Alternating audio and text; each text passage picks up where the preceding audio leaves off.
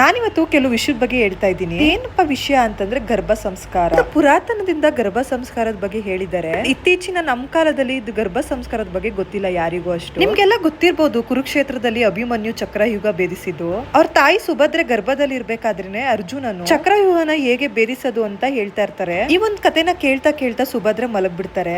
ಆದ್ರೆ ಈ ಕಥೆನ ಹೊಟ್ಟೆಲಿರಂತಹ ಮಗು ಕೇಳಿಸ್ಕೊತಾ ಇರುತ್ತೆ. ಸೇವಕಿ ಬಂದು ಮಹಾಪ್ರಭು ಕರೀತಾ ಇದ್ದಾರೆ, ಒಂದ್ ಮುಖ್ಯವಾದ ವಿಷಯ ಅಂತೆ ಬರ್ಬೇಕಂತೆ ಅಂತ ಹೇಳ್ತಾರೆ. ಆಗ ಅರ್ಜುನ ಸುಭದ್ರೆನ ನೋಡ್ತಾರೆ. ಸುಭದ್ರೆ ಮಲ್ಗಿರೋ ಕಾರಣದಿಂದ ಸರಿ ಆಯ್ತು ಮಲ್ಕೊಂಡ್ಬಿಟ್ಟಿದ್ದಾರೆ, ಅವ್ರು ಮಲ್ಗಿದ ಎದ್ಮೇಲೆ ಕಂಟಿನ್ಯೂ ಮಾಡೋಣ ಅಂತ ಹೋಗ್ತಾರೆ. ಆದ್ರೆ ಅಭಿಮನ್ಯುನು ಹುಟ್ಟಾಗಿರುತ್ತೆ. ಅಭಿಮನ್ಯುಗೆ ಎಲ್ಲಾ ವಿದ್ಯೆನೂ ಕಲ್ತಿರ್ತಾನೆ. ಆದ್ರೆ ಚಕ್ರವ್ಯೂಹ ವಿದ್ಯೆಯನ್ನು ಅರ್ಧ ಮಾತ್ರ ಕಲ್ತಿರ್ತಾನೆ, ಅದು ಪೂರ್ತಿಯಾಗಿ ಕಲ್ತಿರಲ್ಲ. ಗರ್ಭದಲ್ಲಿರ್ಬೇಕಾದ್ರೆ ಅರ್ಧ ವಿದ್ಯೆ ಮಾತ್ರ ಕಲ್ತಿರ್ತಾರೆ. ಯಾವತ್ತೂ ಆ ಸಂದರ್ಭ ಬಂದಿರ್ಲಿಲ್ಲ ಅಭಿಮನ್ಯುನಿಗೆ ಅರ್ಜುನ ಚಕ್ರವ್ಯೂಹನ ಹೇಗ್ ಭೇದಿಸೋದು ಅಂತ ಹೇಳ್ಕೊಡೋದಿಕ್ಕೆ. ಆದ್ರೆ ಅಭಿಮನ್ಯು ಚಕ್ರವ್ಯೂಹ ಒಳಗಡೆ ಹೋಗ್ತಾರೆ. ಅವ್ರಿಗೆ ಅರ್ಧ ದಾರಿ ಮಾತ್ರ ಗೊತ್ತಿರುತ್ತೆ, ಯಾಕಂದ್ರೆ ಅವ್ರು ಅರ್ಧ ಕತೆ ಅಷ್ಟೇ ಕೇಳಿರ್ತಾರೆ, ಪೂರ್ತಿ ವಿದ್ಯೆ ಕಲ್ತಿರಲ್ಲ.